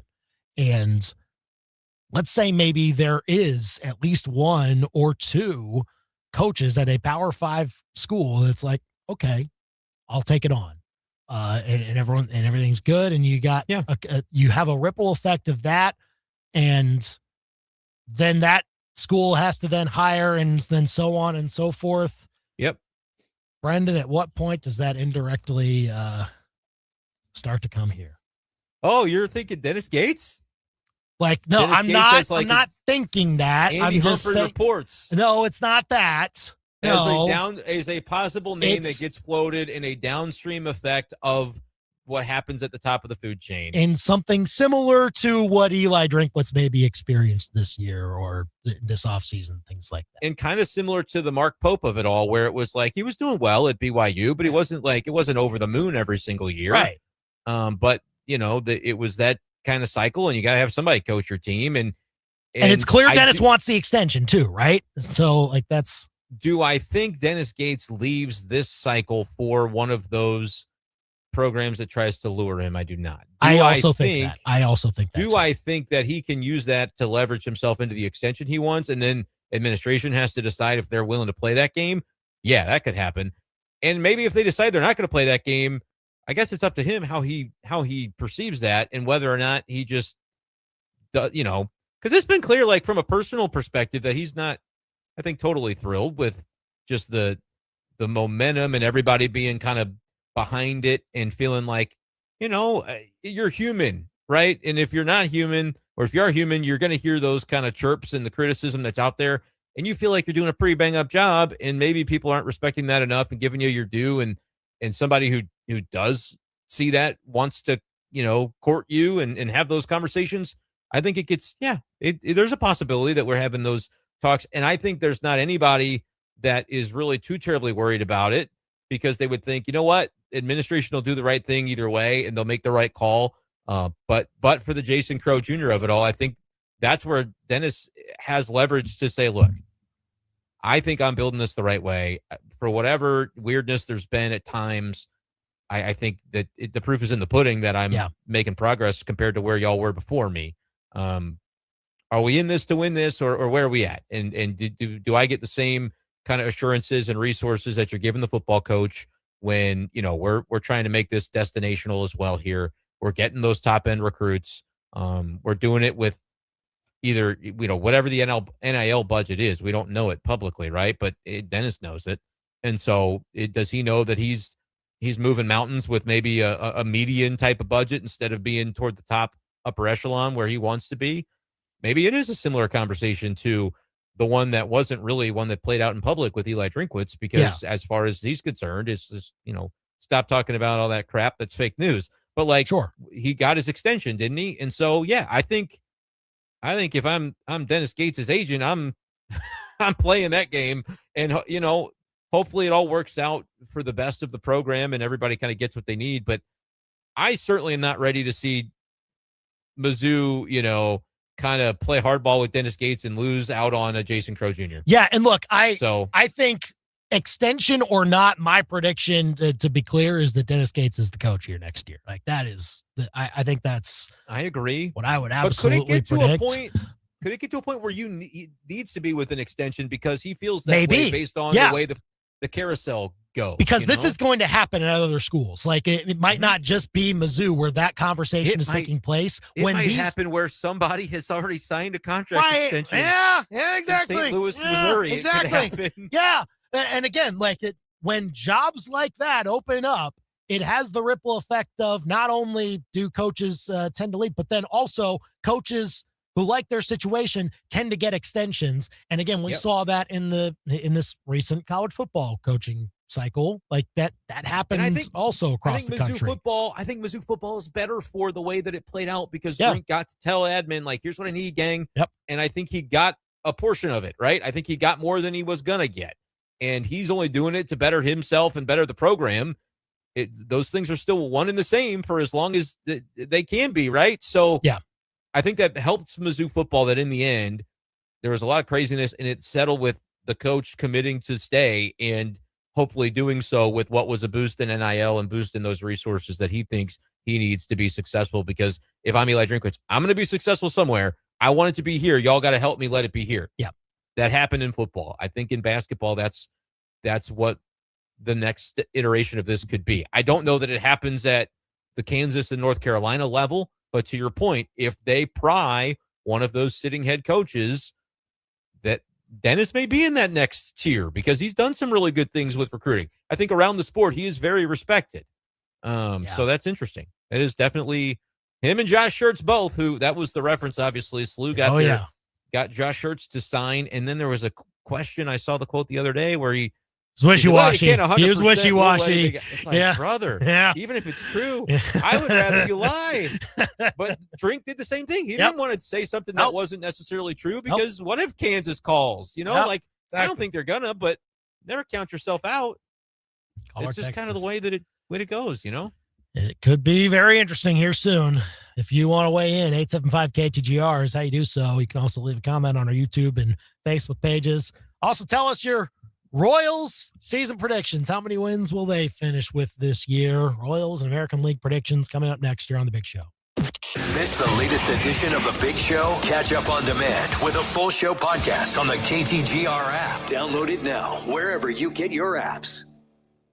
Hi, everyone. Andy Humphrey here for Lee's Tire Company. If you want the tire experts, if you want the largest selection, if you want a team that you can trust to take care of your vehicle, you get it all at Lee's Tire Company. That's where I go to take my car in whenever I need new tires or service done, oil changes. They have 3 locations, 2 in Columbia and 1 in Centralia that you can go to check out yourself. And they do a great job, if you're in the market for new tires, of putting money back in your pocket. They run specials all the time. So this month you can save on Bridgestone tires, Firestone, Goodyear, so many more brands. You can get money back into your pocket if you buy sets of tires from Lee's Tire Company. So take advantage of that. Go see all the specials at leestirecompany.com. You can also browse their full selection so you can know exactly what type of tires that you want before you bring your car in. Go and check them out on the Business Loop in Columbia or at University Garage by the MU campus or in Centralia. If it's round and rubber, Lee's sells at leestirecompany.com. Nobody wants to be picked last or finish last in the standings. Last strike of the last inning? Nope. And you never want to be the last one finishing your laps at practice. So when baseball and softball season get here, don't wait until the last minute to gear up either. Head to Play It Again Sports in Columbia. They've got everything your athlete needs for the upcoming baseball and softball seasons, plus gently used equipment too. Play It Again Sports. Think of them first so you don't finish last. PlayItAgainSportsColumbiaMo.com.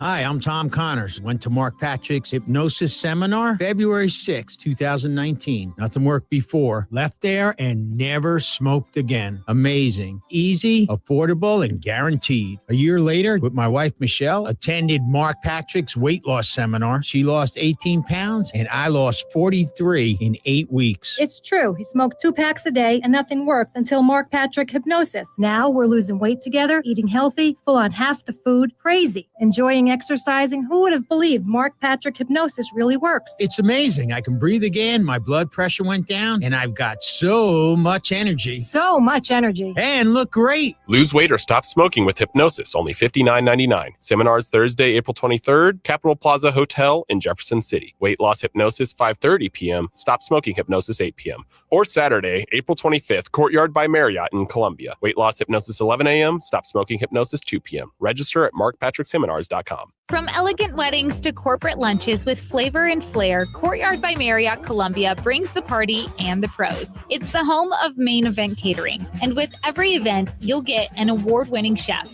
full banquet staff, and drop-and-go options for any size crowd. And the event center holds up to 300 guests with 8 flexible rooms. If you need help, there's a Marriott certified wedding coordinator on staff too. Book now by calling 573-443-8000. Shangri-La Dispensaries has always been there for your medicinal and recreational needs. Now they need your vote in Best of Columbia 2026. Voting is open for Inside Columbia's Best of Columbia, and Shangri-La is up for Best Dispensary. You can vote for Shangri-La once a day between now and April 12th. Just go to InsideColumbia.net. Shangri-La would like to thank all their loyal patients and customers for letting them be there for your medicinal and recreational needs. Shangri-La Dispensaries is Paradise Found. If it's Mizzou sports, it's happening here. Now, back to the big show on KTGR. Getting to some of your comments on the Hubert Davis firing over at North Carolina. 573-875-KTGR to text us. Daniel texting in, honest opinion, Bill Self isn't retiring. He's going to North Carolina. That would be hilarious. It would be hilarious. It is not happening, but man, it would be hilarious. Choice by anyone involved. I agree. I don't think it'd be good for North Carolina. Don't think it'd be good for Bill Self. If Bill Self wants to keep coaching, he's got a spot where he can do it. He's doing fine. Yeah. And again, other schools, they're not even a consideration, I think, for Bill Self's future. It's more about, like, does he still want to do this? Does he want to put his body through it again? He's obviously had health issues in the past, which you hate, but I mean, that's going to be what the main discussion is about, I'm sure, with his family.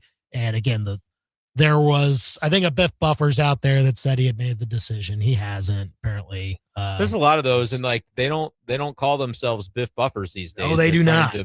They're trying to pretend that they're like, they'll put in their bio to try to fool people and make it really look believable. And those accounts, you'll see them pop around every once in a while. I just block them because I'm like, I don't want to get fooled. I don't want to get Biff Buffers again. That was pretty hilarious the first time. Though. That wasn't my fault. Was it Chris? No, Mitchell's I think it fault? was kind of. It was kind of both of our faults a little bit. Yeah. It was a great moment though, involving Adrian Martinez. Very. Where's he at? Very memorable. Oh man. This texter Eric texting in, how wild would it be if they hired Rick Pitino? That would be very wild. I think Rick Pitino is in his final form as well, folks. Yeah. I think he's where he's going to be. Yeah, it's like, again, you're not getting that coach, and it's a conversation for the people like Tommy Lloyd and Dusty May and Todd Golden, but it's not a foregone conclusion. It's just not. Like, you would have to do some real convincing at North Carolina and potentially at Kansas if you're targeting that pot of coaching candidates, potentially. So, and I think that's just a byproduct of the world that we're in college sports right now, how there's a wider net of teams that you can join up and you can win there.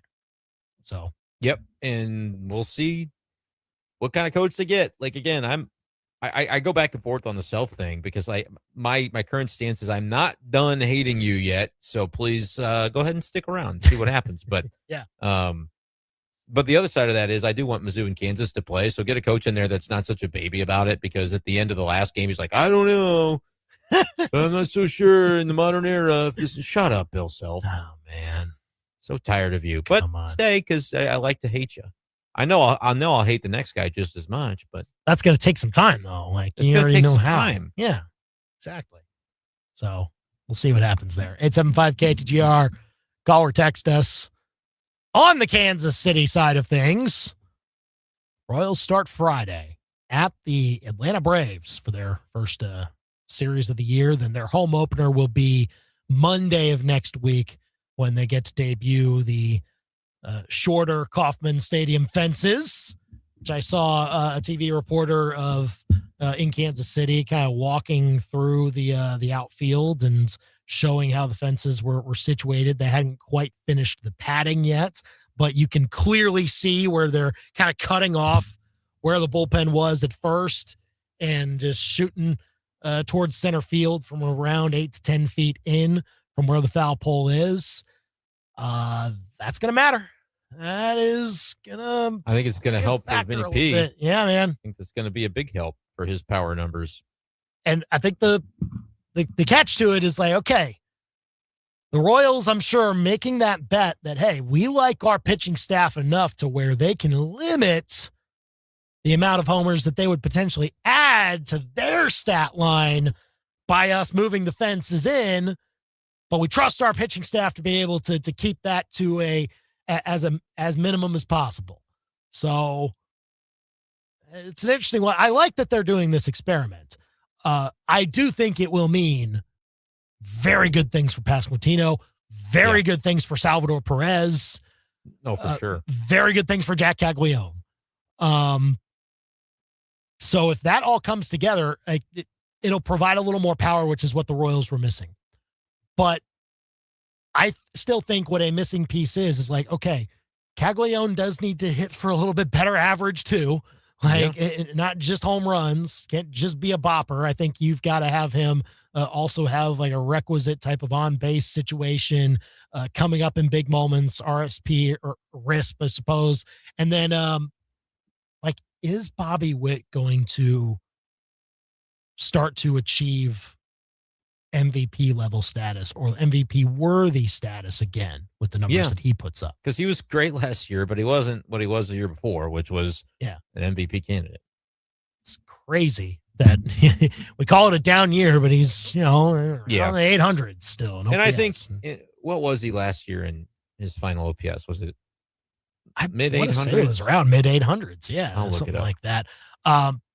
He's going to obviously provide it with his defense. Like the fact that the bat could, if he gets to the 900s, then the Royals really do have a shot at stealing away a playoff spot this year, potentially challenging for the division because it's weak this year, man. Yeah, they need more than just him. He was 852 last year, which is great. Yeah. He was a 136 OPS plus. He was 977 the year before that. Yeah, man. And if not for some otherworldly efforts from Mr. Judge, I think would have had it. But the dude hit, 58 homers, 144 RBIs, had an 1,159 OPS. Just baseballs. Them's the breaks. Well, just baseballs, but I guess in theory others had them as well. But probably if anybody was getting more of them than others, it was probably New York City and Aaron Judge, more so than sending those suckers out to Kansas City for Bobby Witt. So, yeah, but I think you're right. If he's a 900, I think it's more about the others, though, because 850, 900, 925, 977, I think he's going to be great. I think you do need, Michael Garcia repeating would be phenomenal. And I think he's really just coming into his own as a player, so I think he can do that.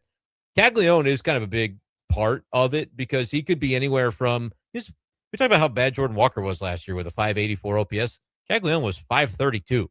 I mean, he was horrifying. Yeah. I have a lot more of a belief that his arrow is pointing upward than I am convinced that Walker's is. I think Caglione, if I were to guess for his stats this year, I would say that OPS is going to probably start with a 7. I think he's going to settle in just fine. And it may even start with an 8. If he just totally turns it on, I'm thinking 775, 780. He could be a really, really good piece. He has a 970 OPS in spring. He's looking the way that you want him to look. So, maybe he puts it all together and is a middle of the order, just a dude right away. And last year was just whatever. It's just, an anomaly from a rookie. I think if you get that from Caglione, the difference of him being unplayable to now he's an above average and knocking on the door of being an all-star type of guy like we all thought he would be, that getting that difference from him, I think is even a bigger deal than getting the Bobby Witt difference, because Bobby Witt at his floor is going to be phenomenal. Yeah. But if you can have another guy that performs like last year Bobby Witt behind Bobby Witt, and then you really start to talk about, well, the pitching is the same, that continuity, and then the depth behind the starting five is really good. I think the Royals are in a really solid spot, and the win total stuff reflects that. 82.5. That's the number that I'm seeing from one of the sports books. That's not going to make the playoff number, though. The teams that are bona fide are going to be, 88.5, 90.5 that they think, yeah, you're in. Well, the Royals still have to prove it and do it this year. Depending on what the rest of their division does, though, like it might not take 88. It might take, it could be 86 that gets you there. Really? Just to give you Pacoda, right now, Pacoda has literally Kansas City and Detroit tied at the very top, like to the decimal point, 84.4 on the wins for both of them. And that's at the top of the division.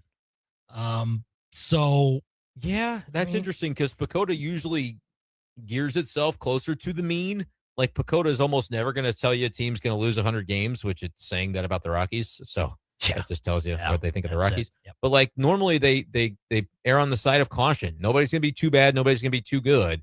But there are some that, the Dodgers, they've got well over 100. They've got the Cubs north of 90 and Seattle north of 90. But that's it in the league. So just to say, like, I think there will be more than 3 teams that win 90-plus games in Major League Baseball this year. More realistically, that simming of 84.4 probably gets you someone's hitting 88 in this division, and I still think the White Sox are going to be bringing up the rear enough that teams are going to be able to beat up on them. So somebody's getting to 88 or 90 wins, and I don't think that Cleveland's not going to win 74 games. I'm sorry, but they're kind of like the Brewers, where it's like annually, don't underestimate them. They're still going to be better than you think they are. That's kind of how I view it. Cleveland is like an 80-win team to me, 78 to 80. And maybe Minnesota's not quite as good as they think. They've got them at 78 wins. I do agree the top 2 teams are Detroit and Kansas City. I just actually think we'll do our predictions, but I think it's Detroit. I think Detroit's going to win this division. I feel very, very good about that team. Getting to 90 and again, just being the class of the division. And that's mainly, I think, because of their rotation, because they are a big reason why. But their offense is very Brewers-esque, where I don't know who any of you people are, but your OPS looks good. Yeah, everybody does well. Gets good base. That's a way to win, and I think that Detroit with that type of pitching is going to be able to do that.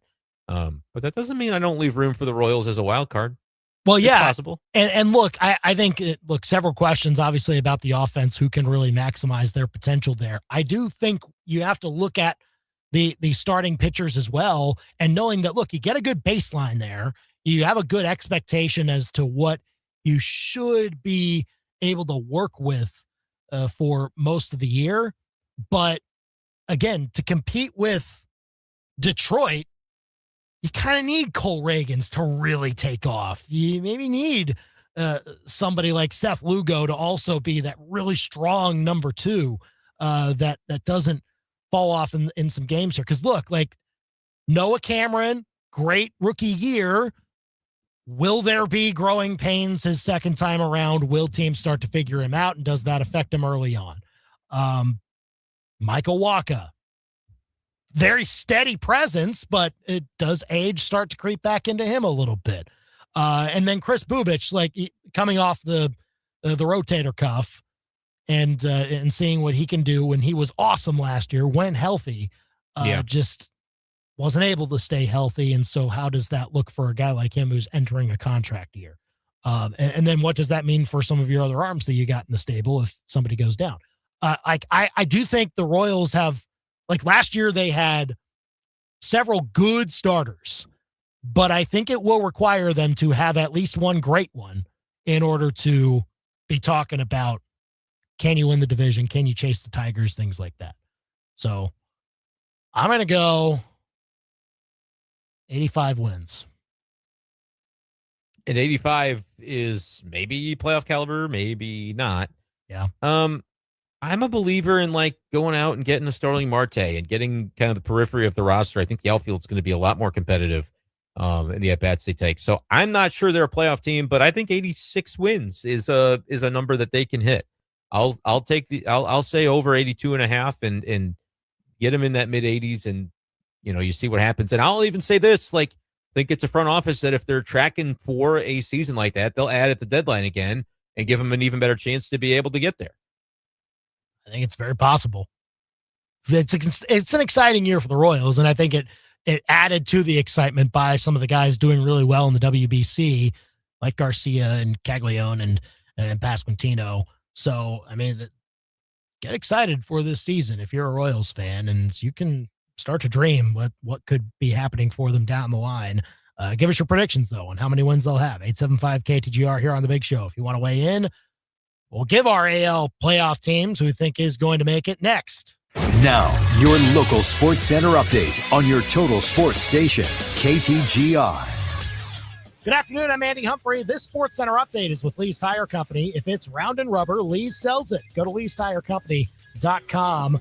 Mizzou baseball about to get underway at Lindenwood. Tigers going for back-to-back wins in the St. Louis area. They defeated Illinois in the bragging rights game 5-1 yesterday at Carshield Field in O'Fallon. 4-run first inning by the Tigers to buoy them in that game. They're 17-8 overall. You can hear coverage on the KTGR app underway right now as the Tigers get set to take on Lindenwood. First pitch at 6 o'clock. Mizzou softball got a no-hitter from Sierra Harrison, the second no-hitter of her college career, in an 8-0 run rule victory in 5 innings over SIU Edwardsville on the road. Harrison with 6 strikeouts and 2 walks in the outing. Mizzou softball 16-18. Next action is in conference play at the Auburn Tigers. 3-game set begins on Friday. Mizzou gymnastics, 10 all-SEC honors as released by the league today. Hannah Horton is your SEC Specialist of the Year. 3rd consecutive year that Mizzou Gymnastics has claimed that award. Mizzou Gymnastics will be the number 8 overall seed in the NCAA championships. The regional semifinals in Lexington will begin for the Tigers next Friday. Now your ABC 17 Storm Track forecast. I'm ABC 17 Storm Track Chief Meteorologist Jessica Hafner. I'm tracking a mild night as temperatures drop down into the low 60s. We'll see a warm and windy day tomorrow as we approach near record highs. The high temperature in Columbia getting up to 91 degrees. We'll see gusty winds up to around 30 miles per hour. We'll have a chance for some showers and a few storms behind a cold front in the evening, leaving us with chilly temperatures by Friday. I'm ABC 17 Storm Track Chief Meteorologist Jessica Hafner, and that's your ABC 17 Storm Track forecast on your total sports station, KTGR. On Simmons Field, swinging a ground ball hit past third and the left. That's a base hit. And across the SEC, fastball swing and a miss. He struck him out. The Tigers are ready to roar. There it goes, long drive, deep right field. That is gone. This is your radio home for Mizzou baseball. The Tigers win this one in a walk-off here in the bottom of the 9th inning. Mid-Missouri's total sports station, KTGR. Hey, construction dude, congrats on the killer contract in Cape. Sweet.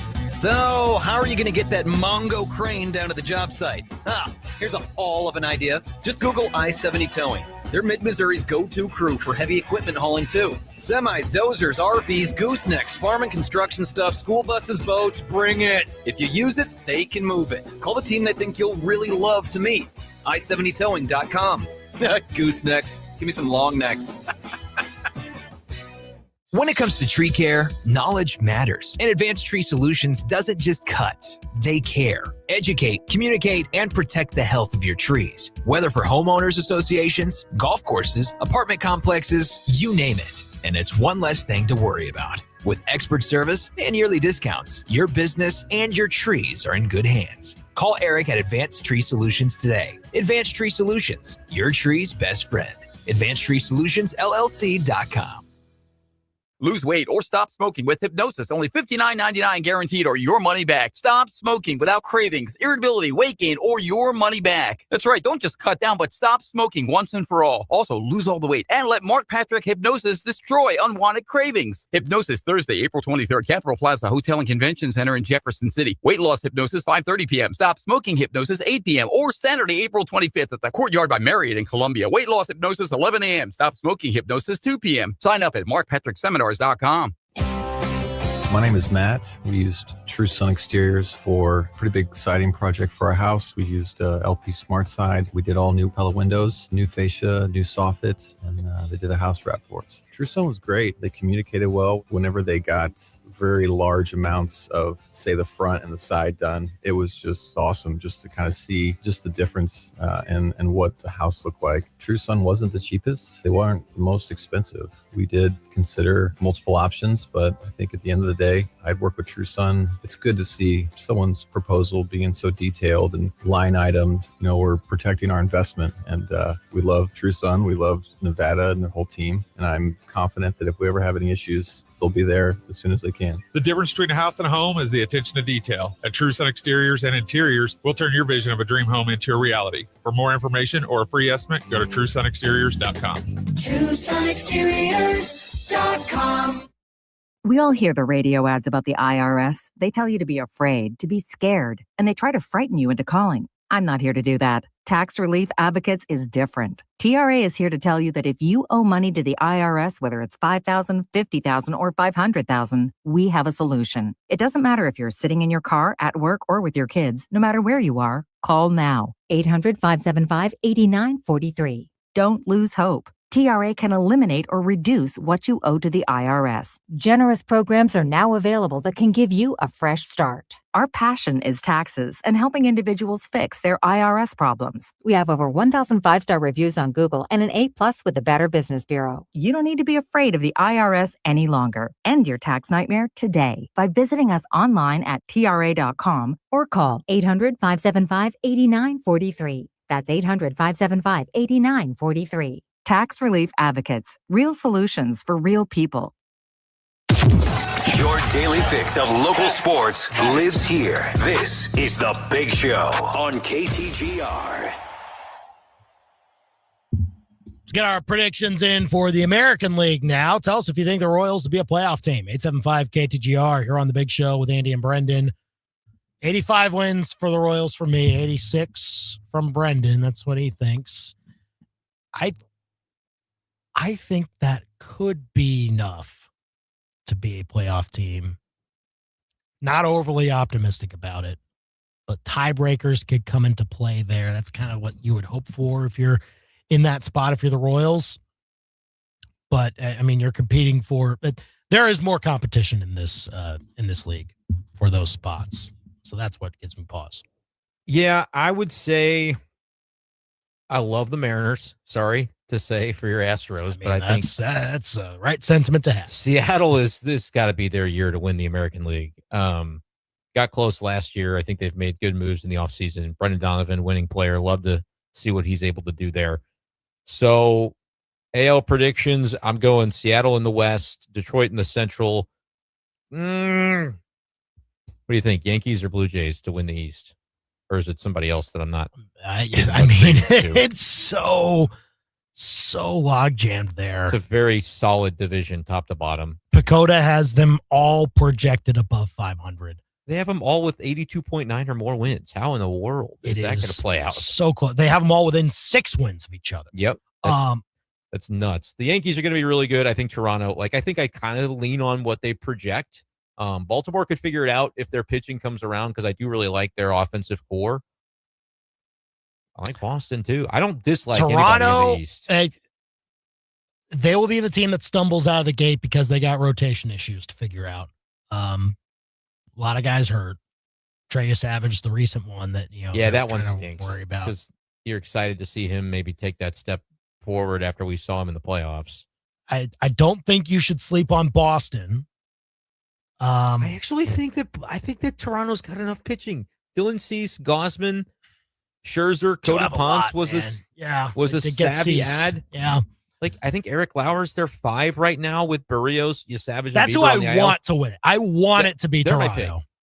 Their rotation, even with the injuries, might be as deep as anybody in that division. I'm going to do it with my heart as well. Toronto Blue Jays win the. I think my head tells me that they've got a damn good rotation, and when they get healthy, look out. Yeah, and I'll go Detroit in the Central as well, and Seattle in the West. Now it comes down to, okay, I'm going to put my Astros in. They get to make it. That's my impression of you. I don't know if they do or not, but you're going to say they do. I mean, you're going to put them in. I don't know. They're right next to Texas in these projections, which I don't necessarily agree with. Really? I think Houston will be second in the division. I'm gonna take the Rangers actually to make the playoffs. Skip Schumacher. I think their pitching can be sneaky. Keep it healthy. Jack Leiter, Mackenzie Gore, DeGrom, Evaldi. Yeah. Let's see what Kumar Rocker's made of. Like they're sneaky when it comes to that rotation. I think more playoff teams come from the East, though. Well, sure. Yankees will be there. I think Boston will be there. I'm going to say that the West only gets one team. Okay. Yankees and Red Sox get the wild cards, and Kansas City gets another one too. Give me. I did say Toronto would win the East, so I have to give the Yankees the next best credit. Give me Yankees as a wild card team. I want to say Baltimore. I think the Rays could be good too. It's going to be a second team from the East. Yeah. Just pick one. I don't care. Central's just getting Detroit. Sorry, Royals. I think you fall just short. But the record is enough to feel good about. And out West, I'll go Seattle, and I will go Rangers. Okay. As the last wild card. All right. Everyone will hold it to us. AL champ. I'm going Seattle versus the Dodgers in the World Series, and Seattle gets it done, because if they don't, and then we have a work stoppage, and that's our lasting impression of the sport, I'm just not going to be okay. So give me Seattle over the Dodgers, hot take, in the World Series. Tigers versus Cubs. Ooh. Cubs win the World Series. Did I break the station? Did I do it? You know what? Apparently Wrigley Field is having a Mizzou night. Maybe we got to talk about that on Friday, because I don't know what's going on. That's true. Our pets' heads are falling off. Oh, man. Figure that one out. Did I really pick a Cubs-Tigers World Series? I sure did. I sure did. Can't go back now. Season starts tonight. We'll be back on Friday. Enjoy the Cardinals tomorrow. He's Brendan. I'm Andy. We're done for now. I stopped smoking with Mark Patrick's hypnosis when nothing else